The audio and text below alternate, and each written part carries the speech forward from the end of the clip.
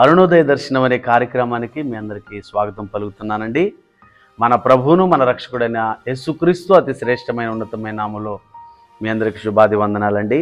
ఈ శ్రేష్టమైన సమయంలో హోషేయ గ్రంథము 13వ అధ్యాయము 5వ వచనాన్ని ధ్యానం చేసుకున్నాం. చదువుతాను, ఆలకించండి. మహా ఎండకు కాలిన అరణ్యములో నిన్ను స్నేహించిన వాడను నేనే. దేవుని వాక్యాన్ని వింటున్న ప్రియ సహోదరి సహోదరుడా, చాలా అద్భుతమైన మాట అండి. మహా ఎండకు కాలిన అరణ్యములో నిన్ను స్నేహించిన వాడను నేనే.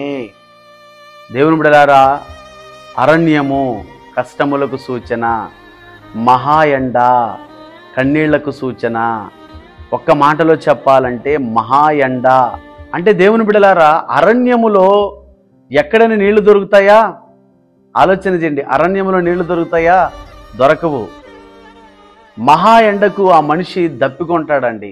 అంటే దేవుని బిడ్డలారా, నీకు అరణ్యము లాంటి శ్రమలున్నా, నీకు దప్పిక లాంటి శ్రమలున్నా, ఈ లోకములో నీకు ఎలాంటి కష్టాలున్నా, ఈ లోకములో ఎలాంటి కన్నీళ్లున్నా, ఎలాంటి ఇబ్బందికరమైన పరిస్థితులున్నా, అది అనారోగ్యమైనా, అది అప్పులైనా, అది ఉద్యోగం రాకపోయినా, కుటుంబంలో సమస్యలైనా, పిల్లల వలన సమస్యలైనా, నువ్వు ఎలాంటి సమస్యతో ఇబ్బంది పడుతున్నా, మహా ఎండ కాలిన అరణ్యము అనే ఆ భయంకరమైన పరిస్థితుల్లో నువ్వు ఉన్నప్పటికీ, కాలిన అరణ్యం అనే మహా ఎండ అనే ఆ కష్టములలో, కన్నీళ్లలో, ఒడిదుడుకులలో నువ్వు ఉన్నప్పటికీ దేవుడు నిన్ను స్నేహిస్తాడు. దేవునికి స్తోత్రం. Praise the lord.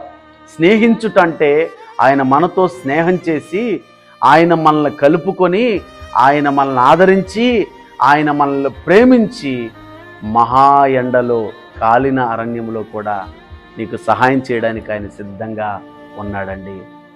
దేవుని బిడ్డలారా, ఈ వచనాన్ని ధ్యానం చేస్తుండగా నాకు ఒక చక్కటి సందర్భం గుర్తొస్తుంది. ఏంటో చెప్పనాది? దేవుని బిడ్డలారా, 40 సంవత్సరాలంట అరణ్య యాత్రలో వారి చెప్పులు అరిగిపోలేదు, చెప్పులు తెగిపోలేదు. ఏమండి, చూడండి, వారు ఎక్కడ దప్పికొనలేదు.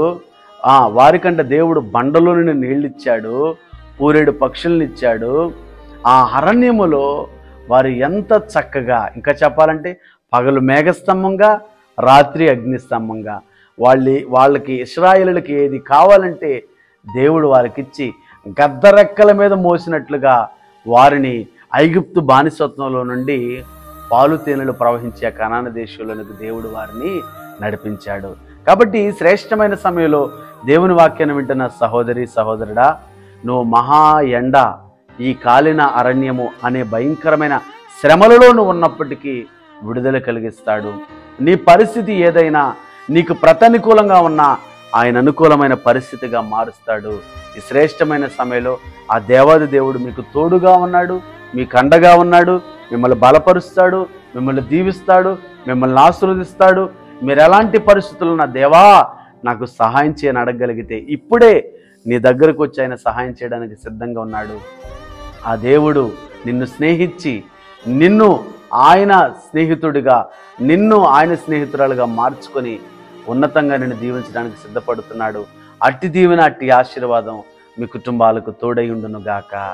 ఆమేన్. ప్రార్థన చేస్తాను. పరిశుద్ధుడా, ప్రేమ కలిగిన మా తండ్రి, దయగలిగిన మా యేసయ్య, శ్రేష్టమైన సమయంలో ఎంతమంది అయితే దేవుని వాక్యాన్ని విన్నారో వారి కుటుంబాలను ఆదరించండి, ప్రేమించండి, బలపరచండి అయ్యా.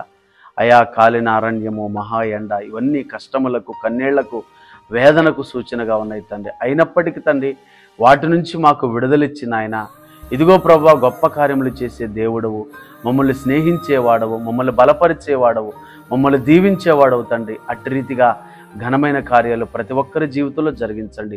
ఎంతమంది అయితే ఈ వాక్యాన్ని విన్నారో, ఎంతమంది అయితే ప్రభా ఈ వాక్యం ద్వారా ప్రభా నీ కృపను పొందుకుని ఆశపడుతున్నారో, అట్టి వారందరినీ ప్రభా నీ కృప చేత బలపరచమని, ఈ దినపు ఆశీర్వాదాలు, ఈ దినపు దీవెనలు ప్రతి కుటుంబమునకు మీరు అనుగ్రహించమని యేసయ్య నామములో ప్రార్థించి పొందుకొని ఉన్నాము తండ్రి. Amen. God bless you all. దేవుడు మిమ్మల్ని, మీ కుటుంబాలను దీవించి ఆశీర్వదించునుగాక. ఆమేన్.